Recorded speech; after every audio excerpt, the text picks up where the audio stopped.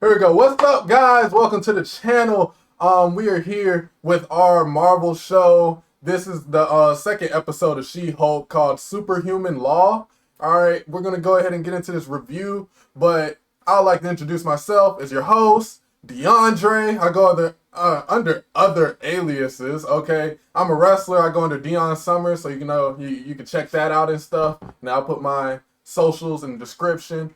And this is my co-host for this episode. You know what's up? My name's Karen Clark, aka Kierdaber, aka Kierdaber, aka Buddha Bear, aka the Bear. You know what I'm saying? Hey. Aka Wet Spaghetti. That's right. That's up to you. That's up to you how you want to call it. But that's just me. Keep it going. You know what I'm saying? I ain't got no more. I think I'm out. All right. Cool. All right.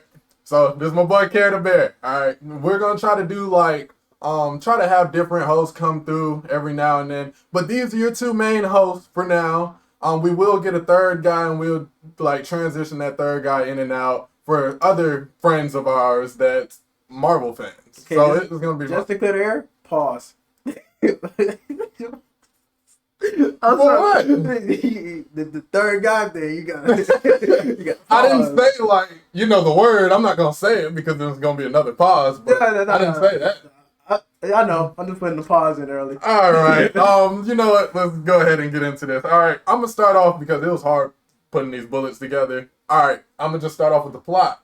So the whole story of this episode was Jennifer lost her job, and she lost her job because the last episode at the end she got in a fight in the middle of court. So she lost her job and she ended up getting another job after being depressed for a little bit and going to basically her parents' house and seeing her family and stuff, and they just made her feel bad about losing her job. She eventually went to the bar, real sad, and she got a job from Mr. Holloway. So she got a job with GLK and H, and this is basically her being in charge of the Superhuman Law Division. So how did you feel about this episode? My bad. This is a mental note, but.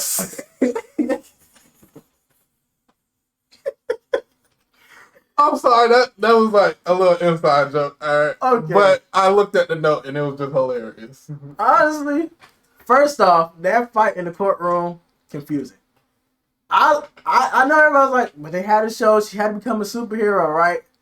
That courtroom out of all courtrooms, that lady could have went to anyone. But look, let me just say this, because we did talk about this. If she would have never showed up in that courtroom, it would have been anticlimactic, mm-hmm. because that's actually part of the show. She has to show up in that courtroom. How you gonna get mad about where the story's going? That's like saying with Revenge of the Sith. What if Anakin just didn't turn to a Sith? That would mess up the whole movie. To be totally honest with that movie, that's a different subject. Mace Windu and Yoda could have been nicer. Just saying. But it's out of all the courtrooms, she went to that one. That's the only thing I didn't like about the first movie, the first episode.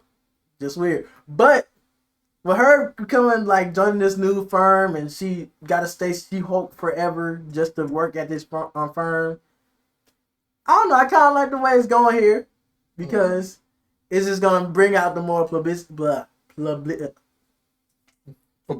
Shine. I'm gonna go with shine. More shine that the world needs to see. But I just gave you the word. Nah, because you gave me the word. It's still not gonna come out. It don't matter. All right, cool. But do you feel like Mr. Holloway is gonna be a villain for this show? Definitely.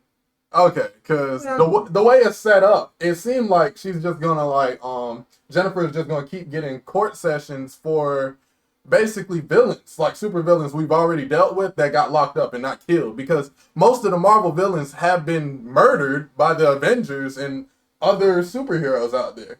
But there's some that's just locked up, like how we had Abomination locked up, and we also have the leader that is one of the Hulk's villains from the comics from the Incredible Hulk that's still somewhere out there. Yeah, you gotta see that. Yeah. And dude with the big head, green face, walk around, just talking. Yeah. I also feel like he's gonna show up. But it is kind of weird because you gotta think about it. she's on the side to show that Abomination is innocent. He's not. Exactly. Then were we watching two different movies? Like, he destroyed Harlem. Like, we gonna get into that too, because in the middle of this episode, she goes to visit Emil Blonsky, and this is Tim Ruth coming back as the Abomination from the Incredible Hulk. He came back, and basically during this, he was saying that because he was basically defending himself and saying like he was sent out there by the government. The government juiced him up. That's the only reason he went crazy in Harlem. So Jennifer was really feeling bad after he said that. Also, he said something about, he felt like he was a good guy in that situation. He felt like he would become like Captain Bloody America. Like he thought he would make it to that status. And I mean, that's real hard to do after you destroy Harlem. Exactly. It's not even that you was just going off of just trying to fight the Hulk. You was destroying, like, people was there too.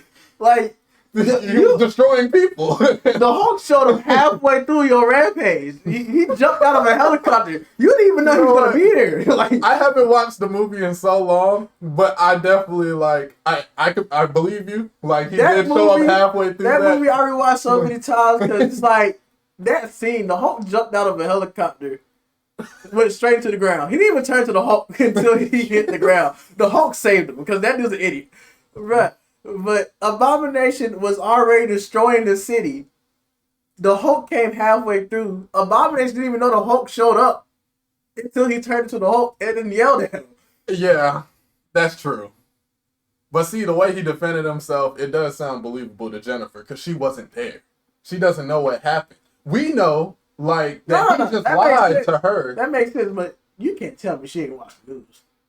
She lived. But the news ain't gonna tell you all that. Like, and even the news also lies. That's hard to lie about. And then she's 8-foot tall monster running around Harlem destroying stuff. Like, she's in like the system. She knows because she's like defending different clients and like also getting other clients guilty and stuff.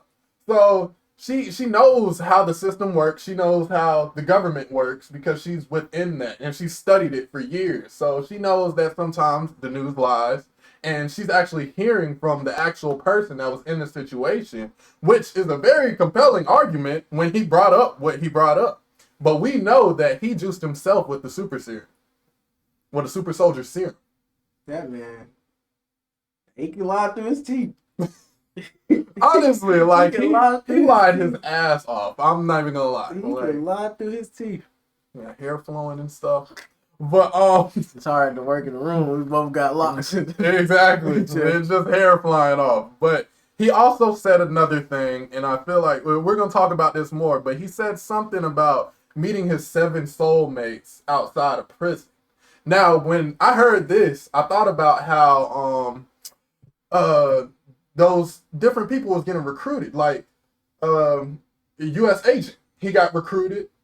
Yelena got recruited. I feel like they're building a team, and he's talking about 7 other people, 7 other villains that he's about to meet up with if he gets freed out of prison. But in a way, the villains that are not really villains, but the people that they're recruiting aren't really villains. They like halfway. They like they do evil stuff, but they might have some good intentions. Like the U.S. agent, he had decent intentions. He just didn't like how everybody was just calling him. He didn't have no powers, and he was just trying to take over Captain America. And then he really messed up when he killed that dude in the middle of the street. But that shows he'll go that extra length just to show he's a hero. And really, Abomination wanted the same thing. He wanted to be like a hero.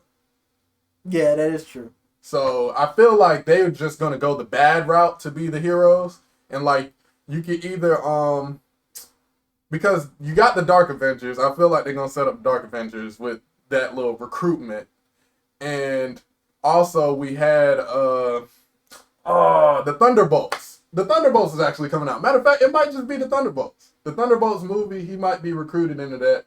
But Thunderbolt Ross, the actor that plays him, passed away. So I don't know how they're going to set that up because that's his team. And he has to be Red Hulk.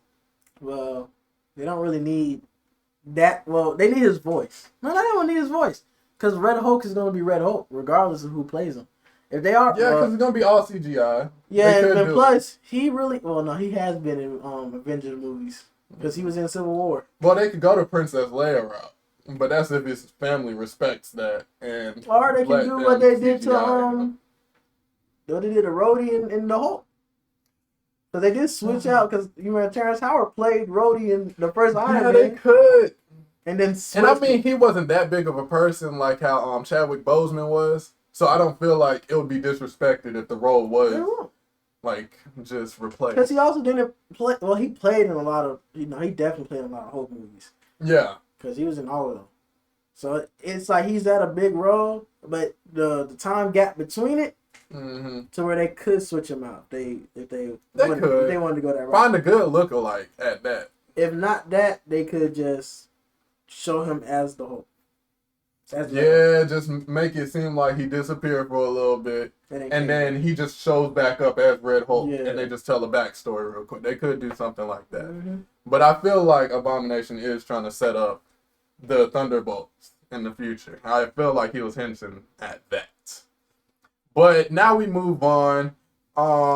Jennifer is still trying to figure out if she actually wants to take on this case with Blonsky. She calls up the Hulk. Now, when she calls up the Hulk, she's just going back and forth with him. Well, not back and forth with him, but just explaining, like, what's going on. She explains the whole story. Hulk's basically trying to get his like, words out and stuff, but she's just, like, talking over him. She eventually stops, and Hulk's like, yeah, it's okay. Like, he sent me a letter in the mail. Like, we're all good now. And she's like, all right, bet. I was going to do it anyways, pretty much. But after that, we see the Hulk. It just, like, the camera pans out, and we see the Hulk in the Sicarian spacecraft. Now, I'm not going to lie. When I seen that, the first thing that came to mind was Planet Hulk. Yeah. Off rip, Planet Hulk is probably, like, my favorite version of Hulk, because it's like... But it's weird, because they kind of already showed him. That's the only thing that's, like, not... That I'm not going, like... But... The Hulk has a whole son called Scar. And he has his son once he becomes Planet Hulk. You know what? Because people was predicting that it was the son flying the ship.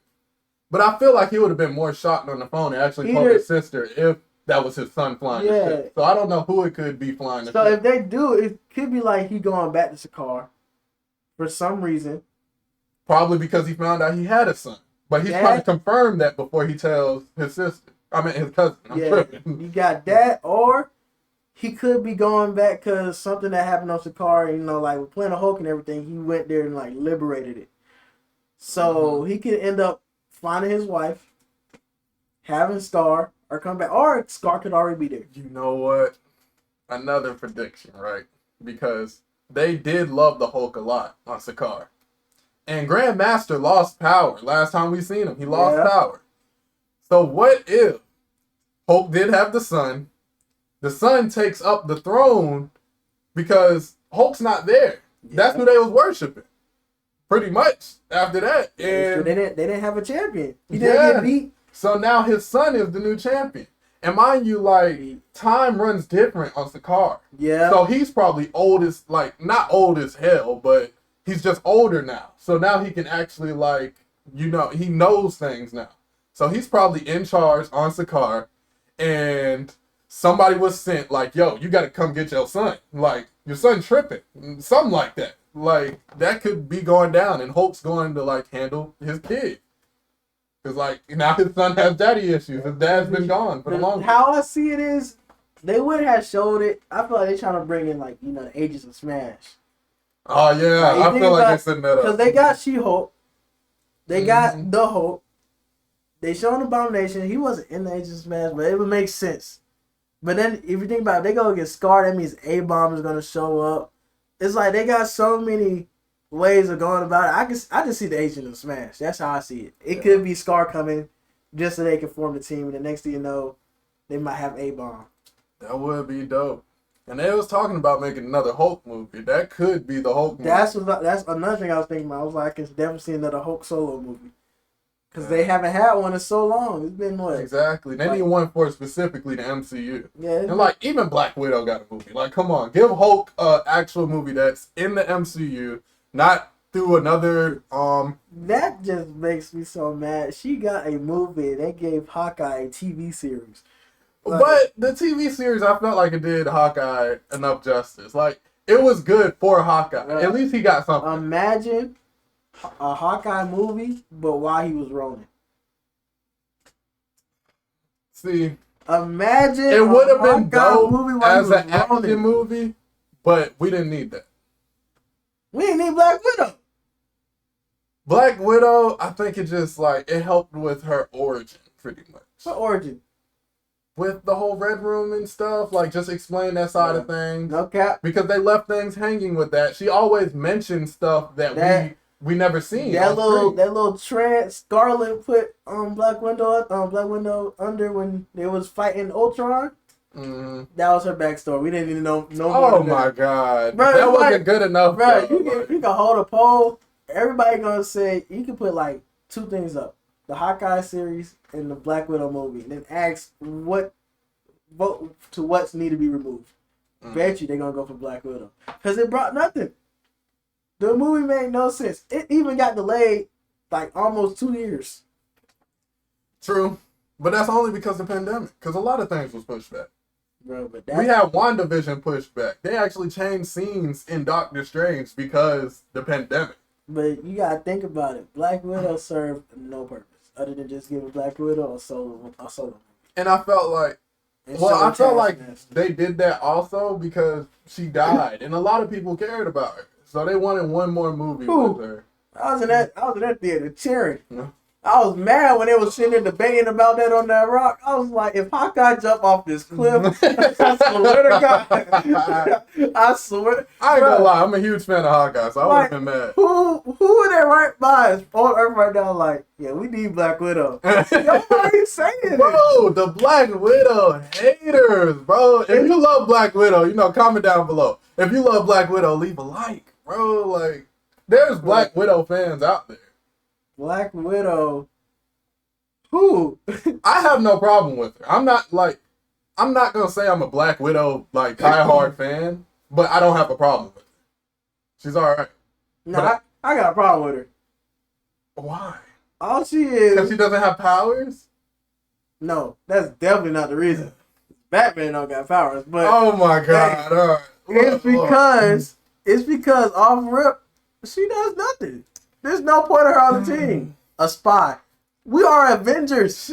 What do we need a spy for? She was the one that calmed down the Hulk. And we don't know how many situations off screen she actually had to calm him down. Wow. What if there was bad scenarios where the Hulk started fighting the other Avengers and they couldn't stop him, but Black Widow was there to stop him? The Hulk destroyed a whole African town. She was nowhere to be found. Because she was in the trance that you was just talking about earlier by Scarlet Witch. There's no way that the Hulk... Right, the Hulk destroyed a lot more stuff. He wasn't always around with the Hulk. Man, all right, I'm going to let you have that. But let's continue, okay? Because after that, all right, she gets off the phone with the Hulk, and she calls up Mr. Holloway and tells him that she wants to take on the case. After that, Mr. Holloway is like, yo, turn on the news before we get off the phone. Well, after we get off the phone, turn on the news. So they get off the phone. She turns on the news and sees Abomination, the scene from Shang-Chi, him in the fight pit, and they saying Abomination broke out. Now, I'm thinking this movie takes place during Shang-Chi. I didn't even think about it that way. Because why are they just now bringing this up? That is true. Like it is on the news direct. Like it is on the news today. Like it's on today's news of him getting broken out. It's either they showing old footage of a case that they already trying to make, or he did this like a day or two after they met. Well, you know what? Yeah, they probably just found out about it and just showing it like, yeah, we just found. Well, because you got to remember, it also got rated. That same day, not by the government, but by the 10 Rings. But, yeah, I feel like they didn't record it, though. but I feel like the people that was in the audience recorded it. Yeah, no, Probably posted it like months later, and they eventually found it. So they found this clip, and now Jennifer is gonna have even more of a struggle trying to release this potentially innocent man. All right, from her point of view, he's innocent. There's no way somebody thinks he's innocent. They can't. I feel like he's gonna be free by the end of this case. He's gonna be free, but it's gonna be hard getting him free. I feel like they'll make him free, or like get him out of jail just based off of like something crazy. Yeah. Like the thing he said to her while she was talking to him when he was in the jail cell. That will make anybody basically like feel sympathy towards him. But that's the thing, it worked. Like, if I'd never seen the Incredible Hulk, I'm completely behind him. Like, I feel like that's true. That's true. Like, if you was in another state and you were watching like the case, yeah, you'll definitely set him free. But if you lived in New York, oh nah, jail, straight to jail. Like, I'd be like, I was a witness on hand. Like, we not about to act like this man ain't destroyed the city. honestly, he had to get choked out with a chain. Like, and plus, but that's the thing. He had the super soldier serum in him. You know, that wasn't him. Bro, this man was juiced up. He was taller than the Hulk. He was, honestly. That like, he was probably like a couple feet tall. Bro, what? The only reason why he ain't do anything like wasn't super tall because he had a little hunch in his back. Exactly. Man, that was crazy though. But I feel like I don't know what's gonna happen next episode. I feel like we're gonna figure out what's going on with that situation, because also to break down the situation itself, Wong was the one that took him out of the prison. We also seen that same prison cell when Wong took him back in Shang-Chi. That is true. So I don't know if Wong was allowed to do this. Also, I'm pretty sure prison has 24-hour surveillance. So how did they miss this? Sorcerer Supreme, man. Well, yeah, that too. Okay, that's Sorcerer. You know what? That answers everything. Okay, that's it. There's no more theories. He's just a Sorcerer Supreme, so he got away with it until the video got out. Could have easily did it with his eyes closed. Right. That's my boy Wong right there. Man, I don't know where we're gonna go from here, but I can't wait for the next episode. But the post-credit scene, it wasn't nothing serious, but it was just Jennifer hulked up, helping her family around the house and stuff. But also, let's talk about some appearances and also some Easter eggs and just something I thought was just kind of cool. But Adrian Chase from Arrow, Josh, that boy showed up and brought Jennifer a welcoming basket when she got the new job. I do not remember. You don't remember him bringing a welcoming basket? Immediately when he walked through the door, I was like, I know this ain't Adrian Chase. It's like I can picture the scene, but I can't picture the scene. Dude, he came in with like facial hair though. That's why you probably. I do remember him. Yeah, but it was pretty cool. So I had to take that down in my notes. I was like, it was pretty cool to see him again. But I feel like he's gonna be a recurring character in future episodes because now he works in the same building with her. Like, dang, what's the dude name on WandaVision? The FBI agent. Oh, Wu. Wu, yeah. Yeah. Because he was an Ant-Man. And when Ant-Man did the card trick, then they showed him in WandaVision when he did the card trick and it actually worked. Yeah, it's just like a reoccurring character. Yeah, reoccurring character. But also another thing, the Attorney of Law, the title of the show, actually in the intro, after she lost her job, because the intro went off after she lost her job, it turned to Attorney for Hire. I thought that was unique. Okay, that was pretty dope, and I noticed it like immediately as soon as it happened. But alright, this is the biggest thing. Everybody is probably talking about this after seeing the episode. But Jennifer was looking for a job while she was on the couch. And a little side story talked about man fights with metal claws in a bar brawl. A story on the side of the webpage when the camera went down to her searching for a job on the computer, it showed this story on the side. It also showed Easter eggs about Ant-Man and his little situation, his little podcast and stuff. And it also showed like a category talking about the Avengers. But this was the biggest Easter egg on that page when she was on that website. What do you think about this? What is this man doing in a bar? He's always in a bar. This Wolverine. Oh, I was thinking Black Panther. Oh my God. Dude, the Easter egg points towards Wolverine. Wolverine, instead of man with claws fighting in a bar, we already got a hint. Well, not even a hint. It was direct. At the end of Miss Marvel, we got pretty much confirmation that she is a mutant, but in the comics, she's Inhuman. Yeah. But I feel like they're just going a different route for advertising purposes. I feel like it'll be easier to sell like Inhuman merchandise. And also, you got to think about it when it comes to like Miss Marvel. There are other universes. So maybe in this universe, she's a mutant. Yeah. In another universe, she's a human. Because you got to remember, all the things she was doing inside that show wasn't the normal Miss Marvel we saw. It was the normal Miss Marvel we saw. She just grows big, stretches her arms, all that stuff. She did the embiggen thing too, but that was just different. And also, they didn't show no Inhumans. They had that Inhumans TV show, but they canceled it.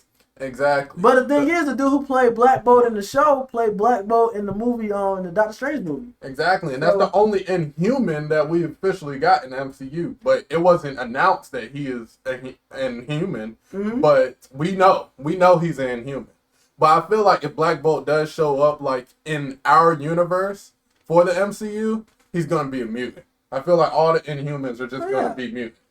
If that's the way they want to go. If they do bring in Adelan at some point, then that's when it becomes like the Moon People. That's what I call them. They the Moon People. Yeah. But if they do bring in any Moon People, just know that that's the route that they'll say. It's going to be Inhumans. Mm-hmm. They got to. And most of the time, if it's Inhumans, then they're going to have like that. What's the name of their thing? Is it Terraformation?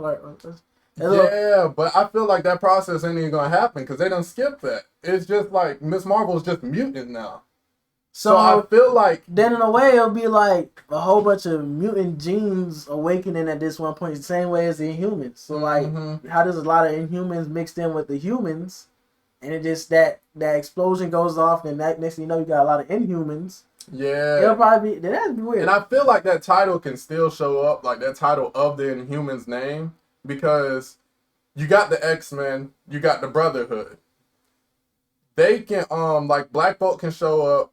He can split his mutant group into his own group and call it the Inhumans. He could just call them the Inhumans. They don't have to be Inhumans as in genetics. Oh, I get you. Yeah, but they're mutants. Okay, that's genetics. I get that. A lot of people gonna be mad at that. They're gonna be mad. They're like, it's not a race no more. It's basically a gang. Like that's how they gonna see it. It's like it's a gang.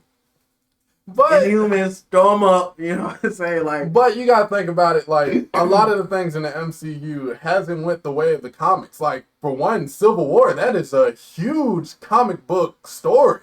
And for that to be completely different in the MCU, like, a lot of people was already 50-50 on it, because before, in the comics, it's like 100 heroes fighting each other. A combination of heroes and villains fighting each other. But in the MCU, it was just like 6 people fighting each other. It was just the Avengers split down the middle. Sometimes you gotta realize though, they ain't got budget for 100 heroes. Exactly. That's 100 actors. And then you gotta think about it, like other superhero groups was owned by different companies, like Fox and Sony and stuff. Like they didn't have these characters, so they had to tell the story a different way.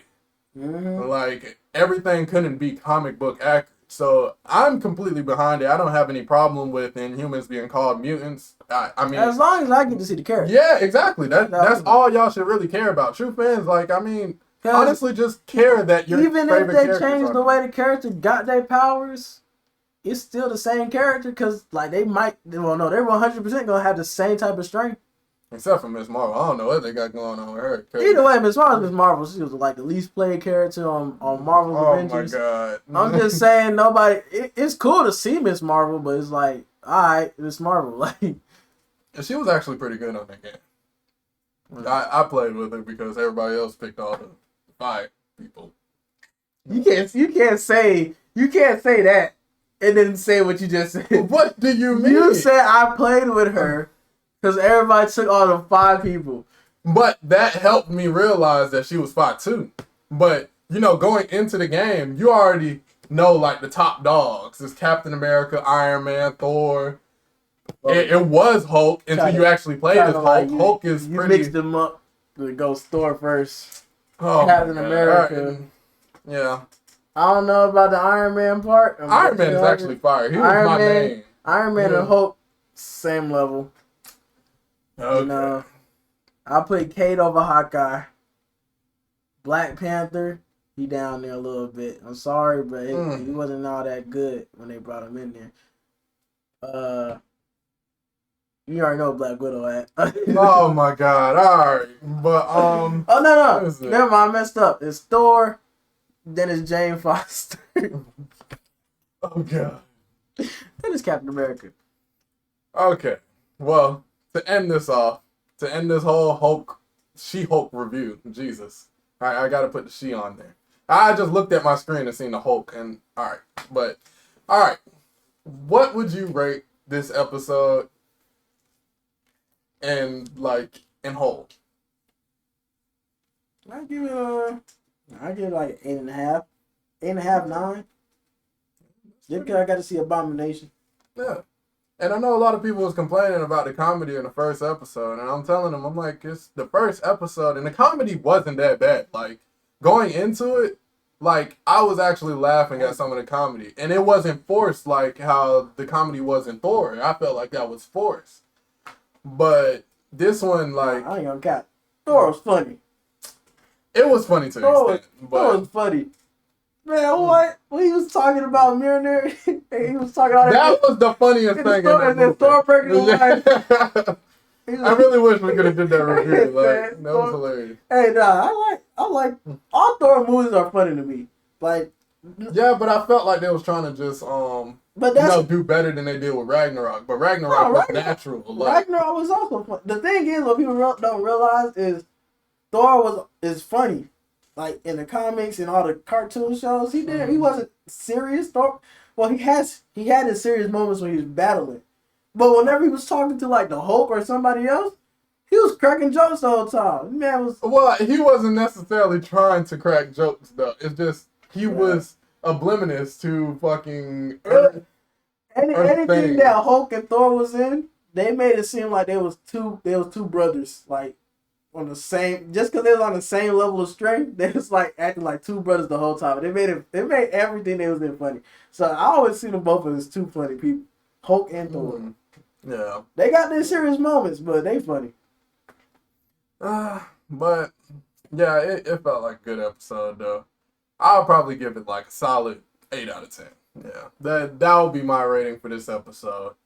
But I felt like it ended quick. But yeah, I mean, all the episodes are gonna be like 30 minutes to like 40. They said it's in that range.